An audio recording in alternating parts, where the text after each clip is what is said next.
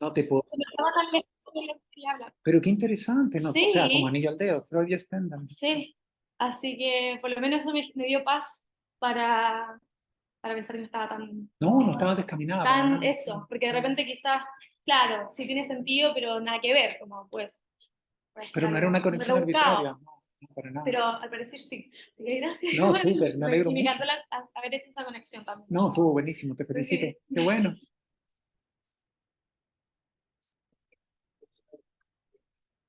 Ya está. Entonces esto es 15. Ya está.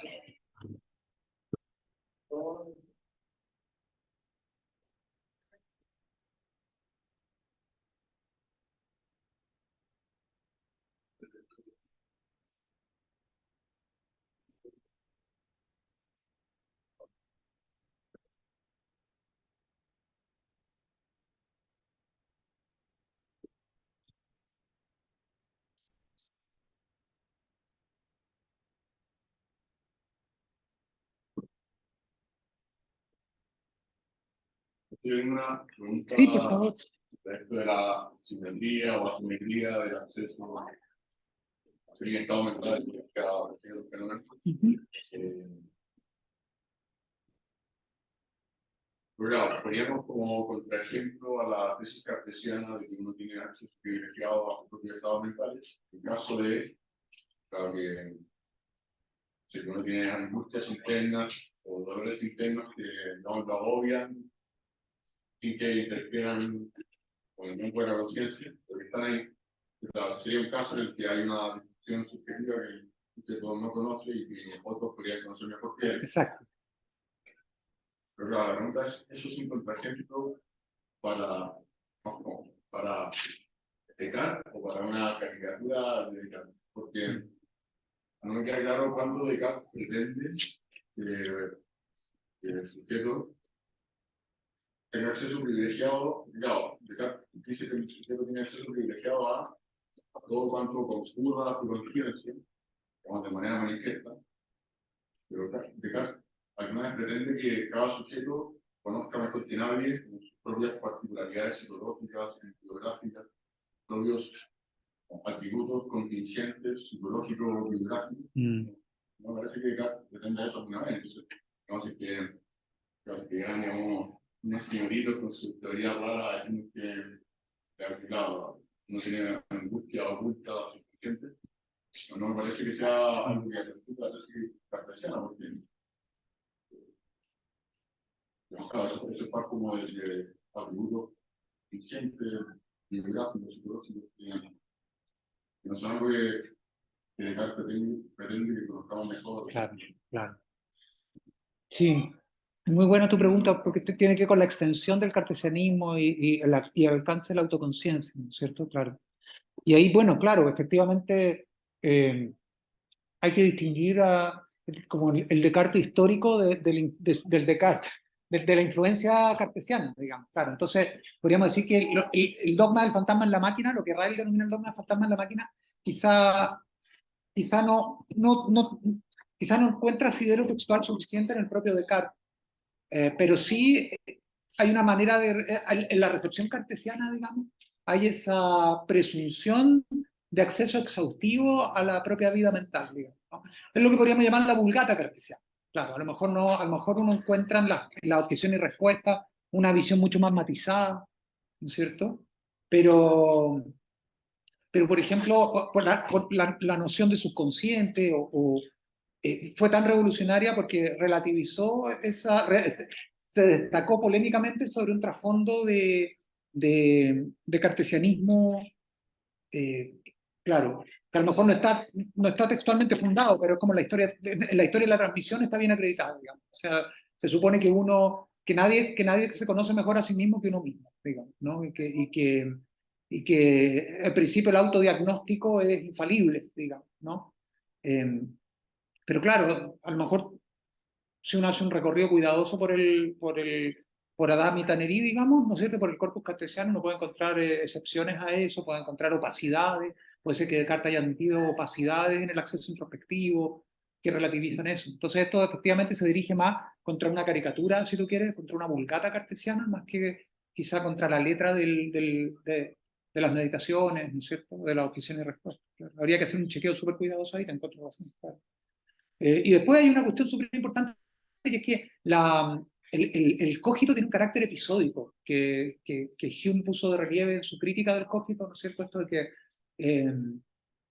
Descartes supuso que uno es una cosa pensante, digamos, y la noción de cosa es muy fuerte porque supone una persistencia a través del tiempo, supone una consistencia muy grande, y en realidad esto lo han relevado mucho desde Hume, que el cogito constata su propia existencia en un momento determinado del tiempo, ¿no es cierto? Y por así decir, advierte un montón de contenidos de conciencia que están presentes en el momento en que él vuelve sobre sí, pero nada garantiza que cuando uno, es lo que dice Hume, ¿no?, que cuando uno hace introspección, uno encuentra un montón de sensaciones, de creencias, de miedos, de fenómenos mentales internos, de creencias, ¿cierto?, que constituyen aquello a lo que uno tiene acceso. Pero eso, cada una de esas cosas, uno en ninguna parte ve la sustancia, por así decirlo. Uno nunca, cuando mira dentro suyo, uno no ve una cosa pensante, consistente, digamos, sino en realidad lo que uno ve son episodios mentales, puntuales. Entonces, claro, si el cogito es eso es compatible con que uno ignore dimensiones de sí mismo que son más escondidas, que no comparecen inmediatamente ante el radar de la conciencia, que se te escapen cosas, digamos, ¿no? En el momento que tú dices, pienso lo que existo, haya cosas tuyas que estén soterradas, digamos, y que escapen a esa constatación episódica. Así que sí, lo que te diría yo, que los argumentos conductistas atacan más bien, claro, esa concepción cartesiana intuitiva de la mente que Ryle mismo toma la precaución de describir en el capítulo 1 como la doctrina oficial. ¿Y cuánto de la doctrina oficial coincide exactamente con Descartes? Una cuestión histórica, digamos, más que conceptual, claro. Pero súper buena tu observación, por supuesto. Claro. Tú tenías una observación también, ¿no? Sí, que el tema de las matemáticas, se usa mucho pedagógicamente en la actualidad como método para que los estudiantes aprendan más claras y efectivas, como que se mantengan el tiempo. Por ejemplo, el lenguaje se usa mucho en la conversación donde el profesor muestra al curso cómo él está pensando, como al final lo que usted, y de esa forma también se retiene más. Ajá, ver pensar al profesor, no solo asimilar contenidos ya que están manufacturados, digamos, en la página, claro, claro, sino que acceder a los procesos mentales ajenos, claro. Ya, no, súper interesante. En pedagogía. Buenísimo. Claro, y eso es coherente con una interesante observación. Es coherente con una visión donde el pensamiento del otro puede estar a la vista, digamos. Claro, claro. Está bueno.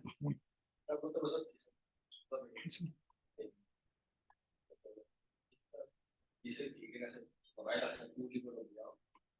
Es un, no sé si lo estuve entendiendo. Es una acción del pensamiento en algo más. Pues el hecho de ahí no queda residuo de pensamiento. Claro, en el fondo. Traspaso que se le ocurre. Claro, cuando yo digo hacer público lo privado, quizá eso da a entender que efectivamente hay una dimensión latente, escondida, residual, ¿no es cierto?, que habría que sacar a luz. Claro, ¿no? Más bien lo que ellos buscan es decir que esa concepción de la mente es un prejuicio, que por así decir, la distinción público-privado no es relevante para la determinación de la naturaleza de un estado mental. O sea, que ese estado mental sea público-privado es irrelevante, digamos. Lo que lo constituye en mental tiene que ser otras características, y esas características permiten diagnosticar en otro un estado mental. Se resumen a conductas, digamos, conductas actuales o posibles. Entonces, claro. Claro, por ejemplo, cuando uno dice este tipo de consejos, ¿no es cierto? Piensa lo que dice, ¿no? O piensa antes de actuar. Bueno, vamos a ver eso enseguida, ¿no? Piensa lo que dice, y claro. Probablemente hay dos maneras de leer esta exhortación. Esto se puede leer como piensa antes de hablar, ¿no? Que también es algo que uno recomienda muchas veces, ¿no es cierto? Piensa antes de hablar, o también o habla de modo inteligente.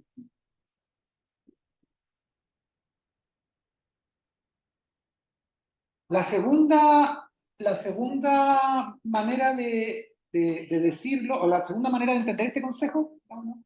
Entiende que el pensamiento es una manera del discurso público y no es una operación paralela. Mientras que la segunda supone que cuando uno habla de modo inteligente pasan dos cosas, una primero y otra después. Uno piensa primero y habla después, pero es absurdo, piensa Ryle, y es psicológicamente implausible, porque si uno tuviera que pensar antes de hablar, simplemente no podría uno conversar, porque a cada frase que uno pronuncia eh, vendría asociada la obligación de decírsela primero uno a sí mismo en un monólogo interior, digamos, ¿no? Y después copiarla, digamos, verbalmente, ¿no? En realidad, Ryle piensa que cuando uno piensa lo que dice, en realidad habla de modo inteligente, y ese de modo inteligente es una manera de realizar una sola acción, hablar, y no la realización de una segunda acción, ¿cierto? Que después se expresa verbalmente, ¿no? Esto lo vamos a ver enseguida. Tu pregunta espero que la hacemos ver ahora, porque en la última línea aquí va a aparecer muy claro.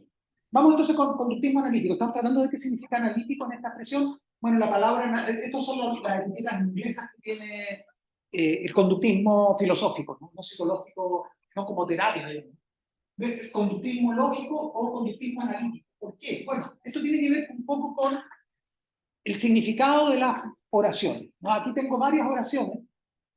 La puerta está abierta, hoy es miércoles. Mañana habrá una batalla naval, esta es una oración clásica, ¿no es cierto?, respecto de las proposiciones futuras contingentes, ¿no? Está en un tratado de Aristóteles. La nieve es blanca y fulano cree que va a llover. Todos estos son valores posibles de P que abrevia una proposición cualquiera. Todas estas son proposiciones, frases que uno puede pronunciar cotidianamente.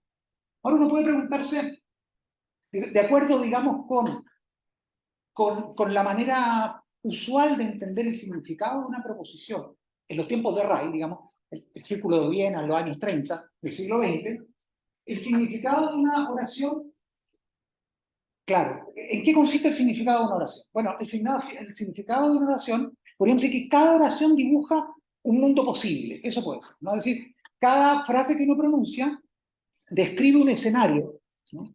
Y si ese escenario se cumple, la proposición es verdadera, y si ese escenario no se cumple, la proposición es falsa. O sea, entender una oración es entender bajo qué condiciones mundanas esa oración es verdadera y bajo qué condiciones mundanas esa oración es falsa. Por ejemplo, entender la proposición "la puerta está abierta" es entender que esa oración ahora es verdadera, digamos, ¿no? Cuando yo la pronuncio. Es decir, saber que hay un estado del mundo que respalda esa oración y la vuelve verdadera, o bien, si el estado del mundo cambia, ya esa oración no está respaldada. O sea, comprender una oración es comprender el conjunto de condiciones mundanas que la vuelven verdadera y qué condiciones mundanas la vuelven falsa. Eso se le llamaba principio de verificabilidad en los años 30, ¿no? Esa es la fuente de la que bebió Ryle, el Círculo de Viena, ¿no? El significado de una oración son sus condiciones de verificación, ¿no? O sea, cada vez que uno pronuncia una oración, esa oración lleva consigo el conjunto de condiciones que tienen que cumplirse fuera de la cabeza, digamos, para que esa oración resulte verdadera o falsa, ¿no? Por ejemplo, hay un paper complicadísimo de un lógico contemporáneo que se llama Tarski, no me pregunten cuál es el argumento, pero la conclusión de ese paper es que él dice esto, ¿no? La nieve es blanca, es verdadero. Sí, solo si la nieve es blanca. ¿Qué significa esto? Bueno, que la oración, la nieve es blanca, entre comillas, ¿no es cierto?, es verdadera si y solamente si el mundo es tal como la oración lo describe, ¿no es cierto? Es decir, como una teoría del entrecomillado. La oración, puesta entre comillas, postula que el mundo es de una cierta manera, y si el mundo es de la manera en que la oración lo describe, entonces esa oración decimos que es verdadera. ¿Okay? A eso se llama con las condiciones de verdad. Toda oración lleva consigo ciertas condiciones de verdad, ¿cierto? Y el postulado acá es que comprender una oración es comprender qué hechos del mundo la volverían verdadera y qué hechos o situaciones del mundo la volverían falsa. Entonces, entender qué significa la puerta está abierta es ser capaz de verificar esa oración. Por eso se habla del principio de verificabilidad. Entender una oración es ser capaz de verificarla, de poner la prueba. Entender qué condiciones la hacen verdadera y qué condiciones no. Ahora, entre estas oraciones que hay aquí puestas en el pizarrón, hay una que es una oración mentalista, ¿no? El verbo está ahí, que se refiere a una creencia de un individuo. Fulano cree que va a llover. Esa proposición, por lo tanto, entender qué significa esa proposición es entender bajo qué condiciones es verdadera esa descripción. Por ejemplo, si yo veo que fulano sale a la calle a torso descubierto, con guayaberas, con un sombrero de paja y una toalla, probablemente esas condiciones muestran que esta proposición es falsa. Porque nadie que crea que va a llover sale a la calle vestido de esa manera, ¿no? Entonces, entender esta oración es entender cómo tiene que comportarse fulano para que uno pueda atribuirle este estado mental, ¿no? Tal como entender la puerta está abierta es entender qué tiene que pasar en el mundo para que esa oración sea verdadera, atribuirle a alguien esta creencia, la creencia de que va a llover, es entender cómo tiene que comportarse esa persona para que esa oración resulte verdadera y cómo tiene que comportarse para que esa oración resulte falsa. Entonces, uno puede preguntarse, sea esta oración, fulano cree que va a llover. Esta es una creencia. Uno podría pensar que es un estado mental, que por lo tanto la oración en cuestión describe un estado psicológico de fulano, que denominamos creencia, y si ese estado psicológico está presente en fulano, la oración será verdadera, y si ese estado mental, interno, subjetivo está ausente, bueno, la oración fulano cree que va a llover es falsa. Desde un punto de vista cartesiano, solo fulano puede conocer sus creencias, ¿cierto? En el fondo, la única manera de saber si fulano cree o no que va a llover sería preguntándole a fulano si él cree o no que va a llover. Y en esa manera de entender la semántica o el significado de la oración P, fulano cree que va a llover, bueno, esa oración describe un estado mental, ¿no? Interno, inaccesible a un observador, cuya presencia en fulano vuelve verdadera la oración. Es decir, si esa creencia está en su foro interno, es verdad que él cree que va a llover, y si esa creencia no lo está, entonces no es verdad que él lo cree. Ahora, lo que trata de hacer el conductista es decir que esa presunción que yo acabo de hacer es falsa. O sea que el estado mental en que se encuentra fulano es completamente irrelevante para determinar si la proposición fulano cree que va a llover es verdadero. Que da lo mismo en qué estado mental, por así decir, yo no tengo que meterme en la cabeza de fulano para saber si esa creencia está como en su equipaje mental, sino que esta oración involucra un conjunto de condiciones que me permiten verificar. Para que yo pueda decir, esta es una manera completamente anticartesiana de explicar una oración que reporta una creencia. Si fulano cree que va a llover, se refiere a un racismo de conducta, como esta. Por ejemplo, si yo veo que fulano cierra las ventanas de la azotea de su departamento, ¿cierto? Si uno ve que pone bajo techo la ropa que está colgada en el patio. Si yo veo que cubre su convertible deportivo, ¿no es cierto?, con la capota para que no se manche el tapiz de cuero, ¿no es cierto?, que no se estropee. Si uno formula este condicional, si fulano saliera al aire libre, fulano no llevaría guayabera caribeña, digamos, sino que llevaría su paraguas, ¿no? Esa es una proposición hipotética respecto a la conducta esperable en alguien que cree que va a llover, ¿cierto? Entonces, si el significado de una oración son las condiciones que permiten verificarla, ¿no es cierto?, yo tengo que preguntarme, ¿bajo qué condiciones la oración fulano cree que va a llover? Resulta verdadera. ¿No? Bueno, entonces, es la manera conductista de entender esto. El significado de la oración fulano cree que va a llover, bueno, es el conjunto de conductas observables, ya sean actuales o hipotéticas, que le dan significado. Es decir, atribuirle a alguien una creencia es expresar un conjunto de expectativas respecto de la conducta. Y esto es lo que le da contenido a la oración fulano cree que va a llover. Es su conducta actual o posible.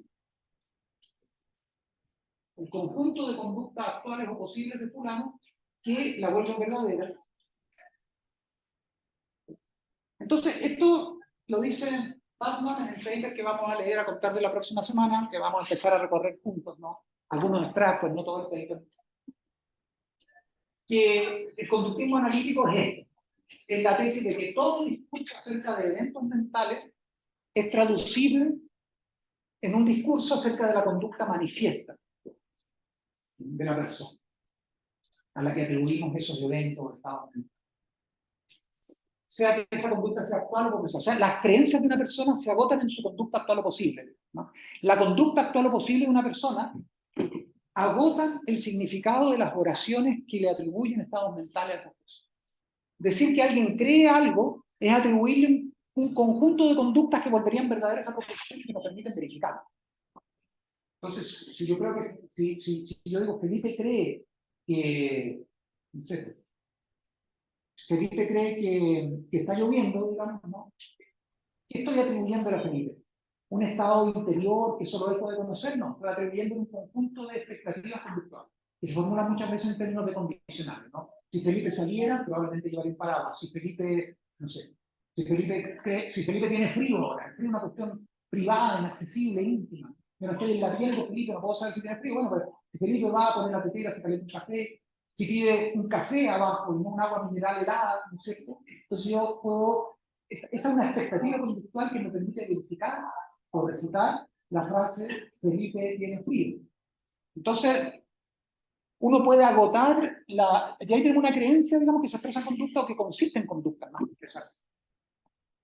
Entonces la proposición, fulano cree que va a llover, no describe, para el conductista, no describe un estado psicológico interno de ese individuo, o, si ustedes, dicho de otra manera, el estado interno en que se encuentre fulano, cuando cree que va a llover, no hace ninguna contribución al significado de la proposición fulano cree que va a llover. O sea, el estado mental en que se encuentra una persona que cree que va a llover es irrelevante desde el punto de vista del significado de la oración, es semánticamente irrelevante.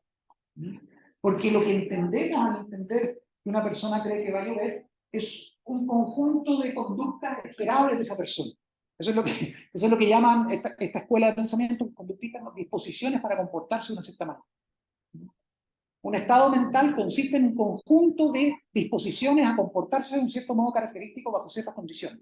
Entonces, la creencia de que va a llover consiste en un repertorio de conductas que uno puede expresar en condicionales. Si fulano sale a la calle, hace esto. Si fulano entra a la cocina, hace esto y no esto otro, digamos, ¿no? No abre el freezer y saca hielo, sino que más bien pone la tetera y se prepara un café, ¿no? Entonces, hay un conjunto de condicionales, ¿no? Si tal cosa, entonces tal otra. Y eso expresan expectativas respecto de una persona, y en eso consisten los estados mentales que le atribuyen, disposiciones para comportarse de tal o cual manera. Sí, por favor. Y cosas que igual uno manifiesta o incluso uno puede rechazar. Tengo frío, pero pienso que está lo mismo, así que voy a decir polera. Buenísimo. Tiene frío, pero... Ahí tienes un contraejemplo súper bueno, efectivamente. Por ejemplo, Searle, en esos cursos online de los que le he hablado, Searle usa ese contraejemplo. Dice, por ejemplo, claro, ¿qué pasa si... Claro, esto supone, por así decir, que el significado de la oración P, fulano cree que va a llover, claro, esto no agota el estado mental en cuestión porque hay que añadir un deseo de no mojarse, el deseo de permanecer seco. Entonces, el significado de la oración, fulano cree que va a llover, consiste en estas conductas, en este repertorio de conductas observables, bajo la condición adicional de que él tenga el deseo de permanecer seco. Pero si es un kamikaze, como tú dices, o si tiene, por ejemplo, a lo mejor un eremita, ¿cómo se puede decir? Un líder espiritual, ¿no es cierto? Una zeta, que quiere mojarse, pasar frío y sufrir, ¿cierto? Quiere sufrir, ¿no? Bueno, entonces, la expectativa, el significado de la oración fulano cree que va a llover es perfectamente compatible con la conducta antinómica de correr desnudo por la cancha de fútbol, digamos, ¿no? Bajo la lluvia. Entonces, efectivamente, ese es un gran contraejemplo, porque la dificultad de amarrar creencias a conducta uno a uno es complicado, porque una de dos, digamos, y la pretensión del conductismo analítico es muy dura, por eso está subrayada la palabra analítico, porque la idea es que el significado de una proposición mental consiste definicionalmente en ciertas expectativas conductuales que tú puedes formular así, una conducta observable y disposiciones para comportarse de un sistema. Entonces, tiene que haber una conexión lógica muy estrecha entre las condiciones de verificación de esta proposición y la proposición misma. Pero como tú acabas de mostrar, hay casos en los cuales tú puedes tener la creencia y no tener la conducta esperable, ¿no? Entonces quiere decir que la conducta, que la creencia no agota, perdón, que la conducta no agota la creencia, que tú puedes tener esa creencia y tener la conducta opuesta. Salir desnudo, a mojarte, ¿no es cierto?, irresponsablemente o ascéticamente por razones espirituales, ¿no? Tenían espacio inconveniente. Yo no sé, cuando te invitan a una casa y en el plato de comida y a ti no te gusta, y me dicen, no, sí me gusta, igual te lo comes, pero tú crees que no te gusta, pero está. Me encanta, dices tú, ¿no es cierto? Sí. Claro. Claro, el conductista está obligado. Claro que el conductista está obligado a decir que en el fondo, efectivamente te gusta, si manifiestas que te gusta, digamos, ¿no? Pero claro, ¿qué pasa con esa resistencia interna? ¿No es cierto? Que tú estás haciendo exactamente lo contrario. Claro, yo creo que de esos casos el conductista puede zafar diciendo que esas son como conductas de segundo orden, que en el fondo tú tienes, por así decir, una conducta de repugnancia instintiva ante esos platos, ¿no es cierto? Y una disposición a comportarte arrancando de lo que se te ofrece, ¿no es cierto? O sea, tu disposición básica de arrancar. Te puedes sobreponer a esa disposición por un cúmulo de razones de cortesía, culturales, qué sé yo. Entonces, por así decir, la posibilidad de mentir está como montada en la correlación básica entre aversión y huida, por así decir, y atracción y lo contrario de huida, no aproximación. ¿Sí? Entonces ya hay, por ejemplo, una correlación conductual unívoca entre odiar algo y arrancar, ¿no es cierto?, llamar algo y acercarse, ¿no? Y después puede haber modificaciones como culturales de eso, conductas como de segundo orden, tratamiento de hacer algo así, yo creo, ¿no? Decir, bueno, sí, lo que pasa es que claro, estás disfrazando Yo creo que algo podrían hacer con eso, ¿no?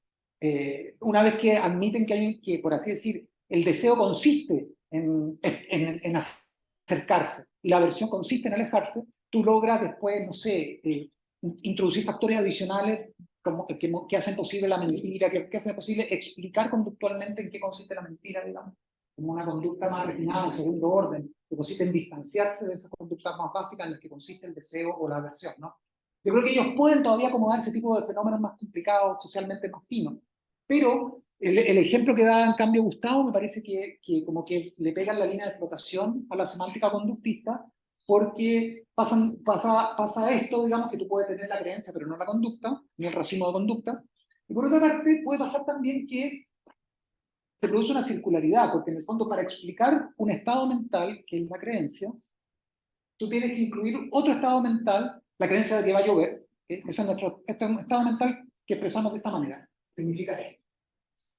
Pero para explicar qué significa creer que va a llover, tienes que añadir un elemento psicológico adicional, que es el deseo de permanecer seco, de no mojarse, el deseo de no mojarse. Entonces, para explicar, se supone que íbamos a agotar lo mental en lo conductual, pero cuando introducimos el contraejemplo de Gustavo, tenemos que añadir un factor mental adicional, que es el deseo. Entonces, tenemos que tratar de reducir ese deseo también, se nos complica la cosa, introducimos un término mental que es deseo, cuando deberíamos eliminar el lenguaje mental y reducirlo a conductual, ¿no? De acuerdo con la definición aquí de Batman. Todo discurso acerca de eventos mentales se traduce en términos de conducta manifiesta hasta la potencia, ¿no? Entonces, efectivamente, hay un problema ahí serio sistemático para la teoría que creo que esto no resulta. Además de una cosa que hemos dicho otras veces también acá, que tenemos un montón de creencias que no tienen correlatos conductuales muy específicos. Por ejemplo, si yo creo que hoy es miércoles, claro, es verdad que me comporto de una cierta manera porque tengo que dar clases, pero si yo creo que la Tierra gira en torno al Sol, claro, yo puedo, si yo creo, por ejemplo, que la velocidad de la luz, bla, bla, bla, no sé, yo creo esto. ¿Cuál es el correlato conductual que yo puedo asociar con eso, digamos? ¿Cómo puedo agotar ese estado epistémico interno en una conducta manifiesta? Es como complicado, se va haciendo como más complejo encontrar correlación. Disculpa, tú tienes una... Por ejemplo, para poder leer las conductas que han dado, se tiene que estar dentro del mismo lenguaje social entre las personas. Porque me pongo a pensar, por ejemplo, en el caso de calor, que una persona puede en verano tomar café caliente porque sabe que eso me va a bajar el calor o la percepción va a ser distinta. Bueno, pero claro, si uno va a un país en la física, no se puede dar el mismo caso de entender lo que está haciendo la persona. Buenísimo, buenísimo, tienes toda la razón. Incluso esa conducta que a mí me parecía tan clara, de que Felipe, ¿no es cierto?, si uno lo va a ingresar a la cocina, claro, uno puede detectar qué creencias térmicas tiene en función de si activa el freezer o activa la tetera, digamos, ¿no? Pero tú acabas de dar un ejemplo, los colombianos de hecho lo hacen mucho, que usan ese efecto de compensación térmica. Cuando hace calor, toman café, porque varía la sensación térmica y te sientes mejor, digamos, y puede ser hasta más refrescante que, claro, es como los semejantes se cura con los semejantes, como una aplicación de ese viejo principio.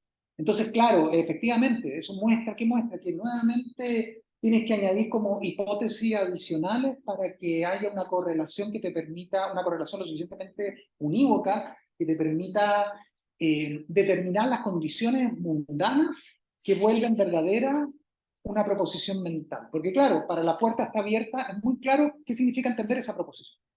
La proposición describe que el mundo de una cierta manera, entonces uno ve si el mundo calza con la proposición o no. Pero si yo te atribuyo cierta creencia, se hace más difícil especificar cómo tiene que ser el mundo para que yo pueda atribuírtela.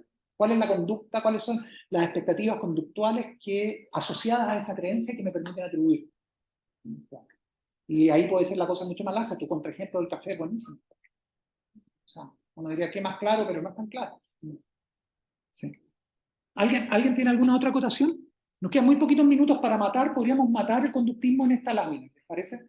Este es lo que Ray llama la objeción decisiva contra la leyenda intelectualista, contra el fantasma en la máquina, contra Descartes.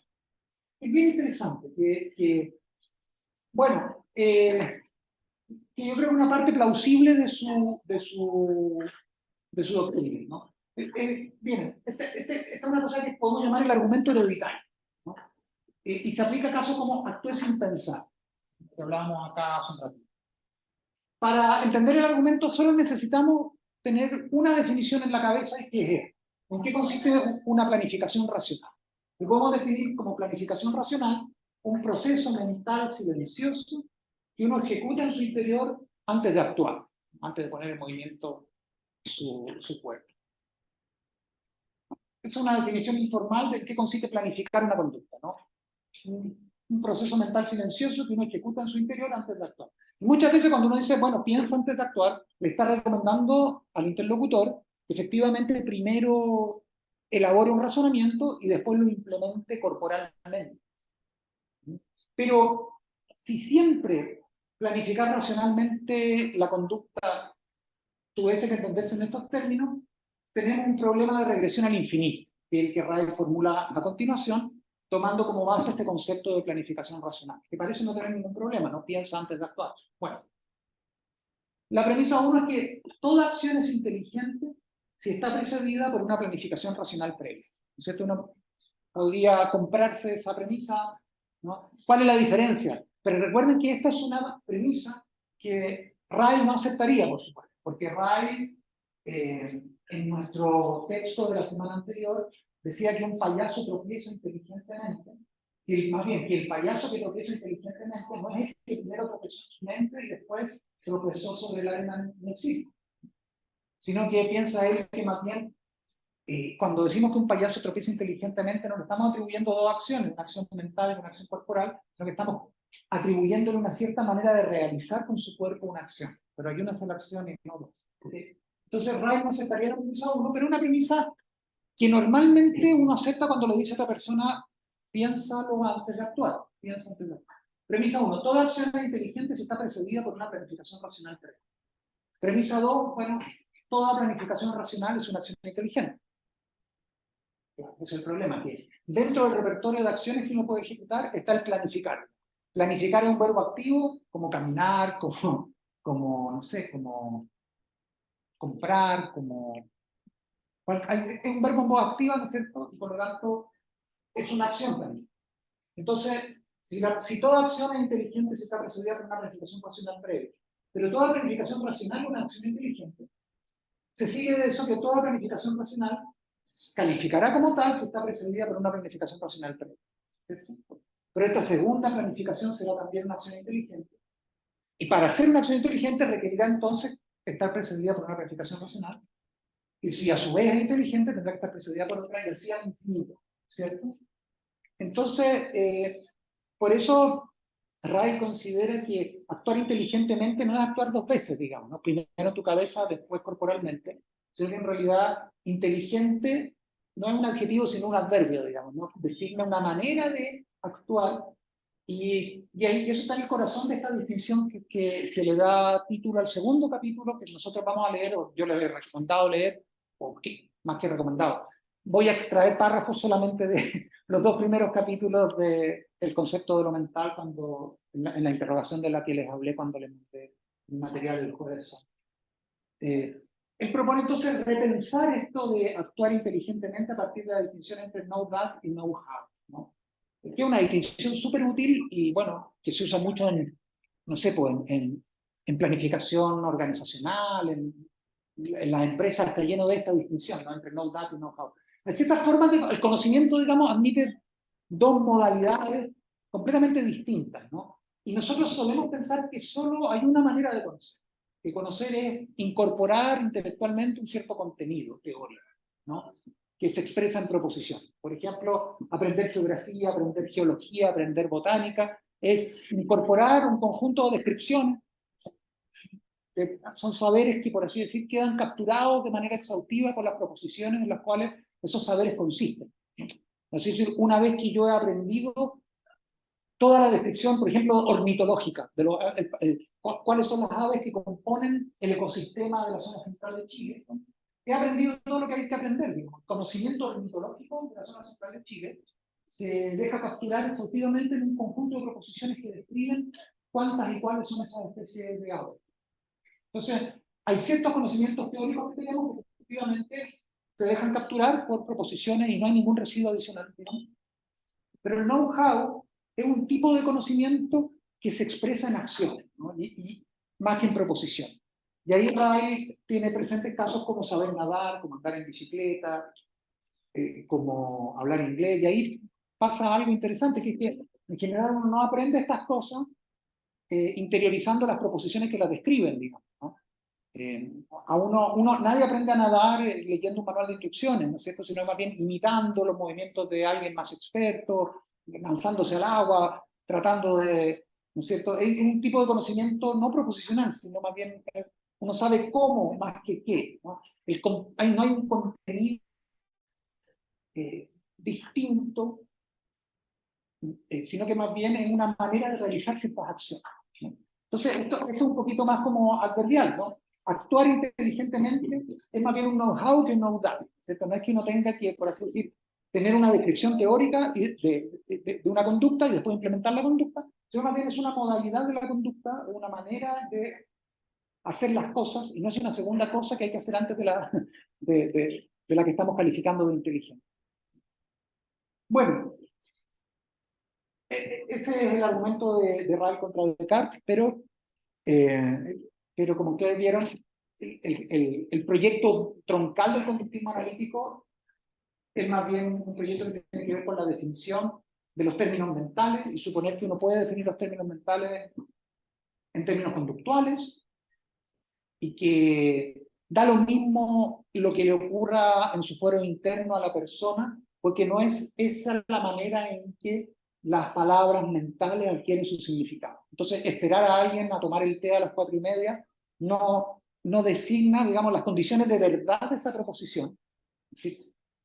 Entender qué significa que Wittgenstein esté esperando a Riley a tomar el té a las 4:30, digamos, ¿no? ¿Qué significa entender eso? Bueno, lo que hay encapsulado en esa proposición es un conjunto de expectativas respecto de la conducta del anfitrión.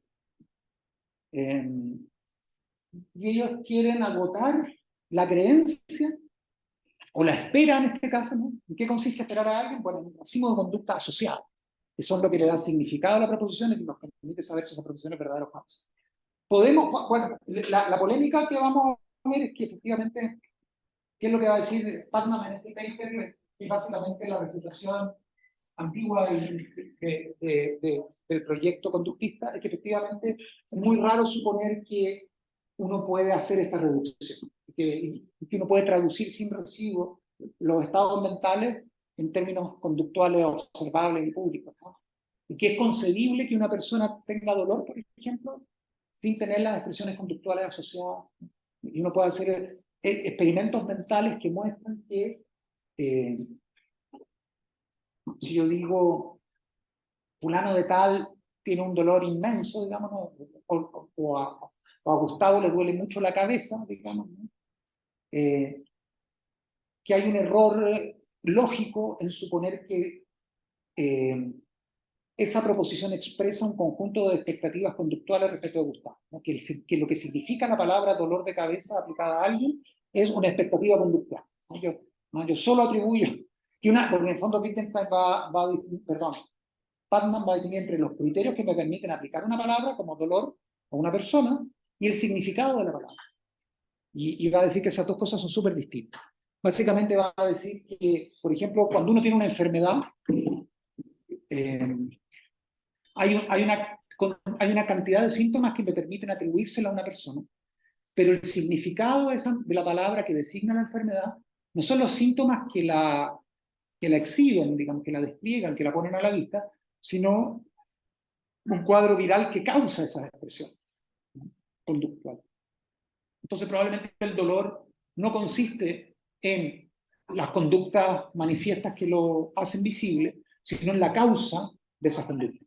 Y la espera no consiste en las conductas que nos permiten atribuírsela a Wittgenstein, sino más bien en un estado mental subyacente que causa esas conductas, ¿no? y que no se agota en ellas.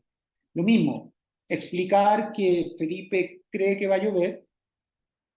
Una cosa es los criterios conductuales que me llevan a atribuirle a Felipe esa creencia, y otro el contenido de la creencia, que es probablemente el estado mental subyacente que causa la conducta de andar con un paraguas por la calle.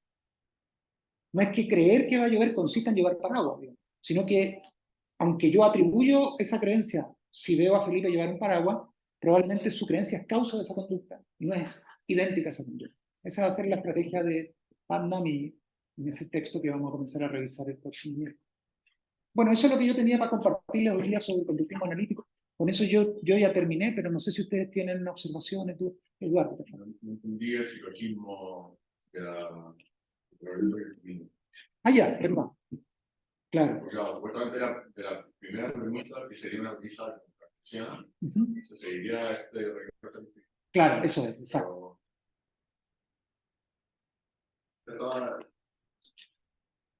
Esa premisa,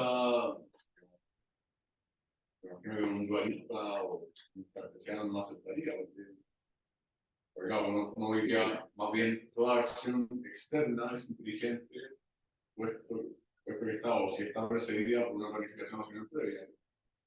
Esa necesidad de obtener el predicado inteligente debido a un anterior evento mental sería algo propio solamente de acciones externas. Está bueno, está muy bonita tu manera de restringir el... Pero un evento mental se podría desmontar a sí mismo con el carácter inteligente, no necesitaría, a diferencia de la acción externa, un evento anterior. Claro, claro. Me parece preciosa tu propuesta, Eduardo, efectivamente, claro. Claro, a lo mejor, claro, lo que un cartesiano haría es restringir la primera premisa al ámbito de las acciones corporales, digamos. O sea, todo movimiento corporal es inteligente si está precedido de una planificación racional previa. Si una planificación racional no es un movimiento corporal, por lo tanto, su carácter inteligente no requiere a su vez de una planificación anterior. No, me parece súper razonable tu defensa de esa objeción.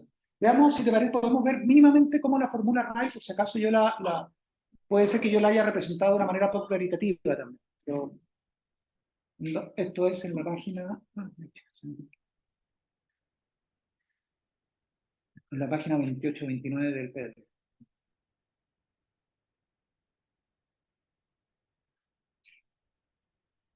Dice, acá está. La objeción decisiva de la leyenda intelectualista es la siguiente.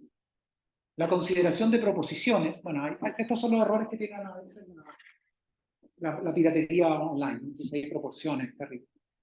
Bueno, la objeción decisiva es la siguiente. La consideración de proposiciones es en sí misma una operación que puede ejecutarse de modo más o menos inteligente o torpe. Pero sí, para que cualquier operación pueda ser ejecutada inteligentemente se requiere la ejecución previa e inteligente de otra operación, es lógicamente imposible romper el círculo. Consideremos algunos aspectos que dan pie a este regreso.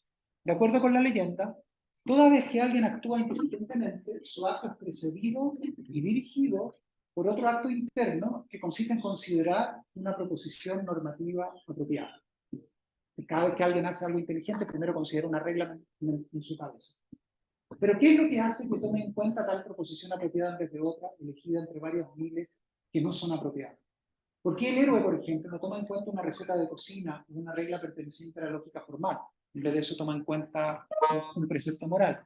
Quizá lo haga, pero entonces su proceso intelectivo es tonto. La reflexión inteligente sobre el actuar consiste, entre otras cosas, en considerar lo relevante y en dejar de lado lo inapropiado.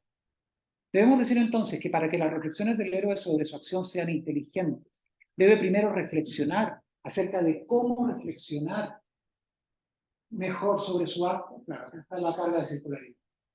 Si para que las reflexiones del héroe sobre su acción sean inteligentes, tiene primero que reflexionar acerca de cómo reflexionar mejor sobre su acto, bueno, ahí hay un regreso al infinito que muestra que la aplicación de un criterio apropiado no implica el ocurrir en el proceso en el que se considere tal criterio.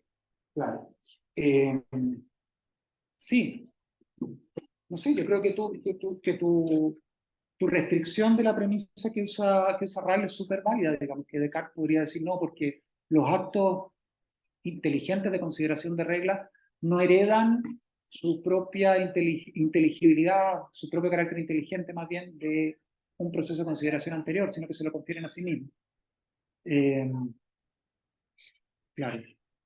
Pero me parecía ser que él piensa que los comentarios de su carácter inteligente a otros, o sea, por su manera de entender la inteligencia, ¿cierto? Como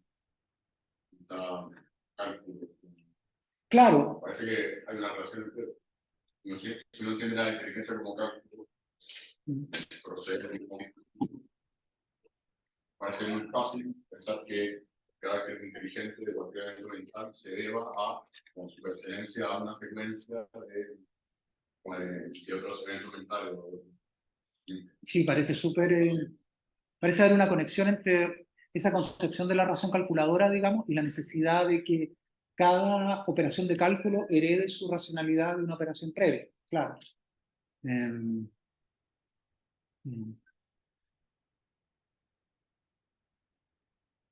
Claro, muy bonito en todo caso tu estrategia de disolver este problema, diciendo que las acciones, que los movimientos corporales son inteligentes en virtud de ciertos movimientos mentales, pero la planificación racional, en cuanto a movimiento mental, no requiere ella misma estar precedida por otro acto adicional de planificación. Y entonces lo que la vuelve inteligente sería... Ahora, claro, igual lo único que se me ocurre como contra esa, como lo que podría un conductista aducir contra esa estrategia, es que uno a veces pide la razón de las razones, digamos, ¿no? Entonces uno podría decir, bueno, un proceso de planificación racional también está sujeto a examen, digamos, ¿no? Entonces uno podría decir, bueno, ¿qué es lo que lo vuelve inteligente? Entonces, acreditar que es inmediatamente inteligente quizá volvería superflua la práctica de la justificación, digamos, del dar razones.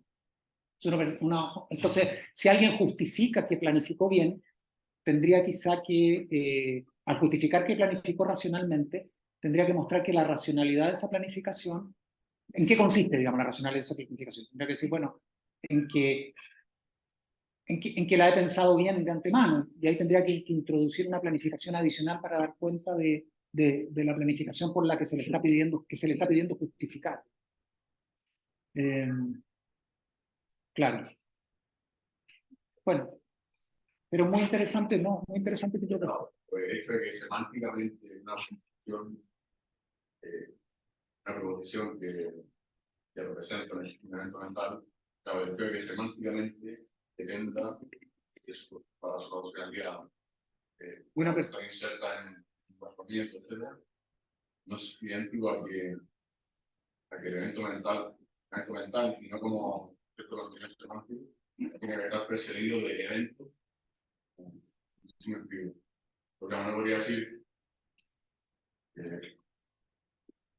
claro, cualquier evento mental racional, Ujú. si es que racional, claro, puedo dar cuenta de ello. Y eso lo expresaré insertando, digamos, el contenido semántico del evento mental dentro de un procesamiento que lo haga, digamos, verdadero. Claro. Pero esa como dependencia semántica no tendría por qué corresponderse o exigir una dependencia temporal o cognitiva de eventos mentales que efectivamente tengan lugar antes del evento mental en cuestión. Claro, una cosa es establecer la dependencia lógica y otra la psicológica, ¿no es cierto? Claro, que efectivamente tú tengas que recorrer una cadena infinita de planificaciones racionales. Claro. Claro, una cosa es el orden de la justificación a posteriori y otra el de la planificación previa, si tienes razón. No, me parece muy sugerente. Te agradezco el punto. La defensa cartesiana. Bueno, muchachos, yo creo que estamos, ¿no?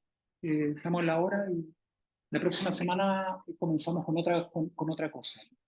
Con, claro, con la crítica perdón, con una nueva propuesta sobre esta cuestión, que se va a conocer como funcionalismo.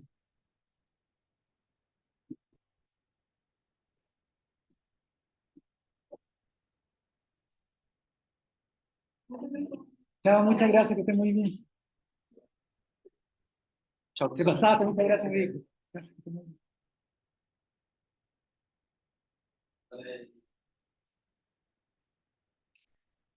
Chao, gracias, que estén bien.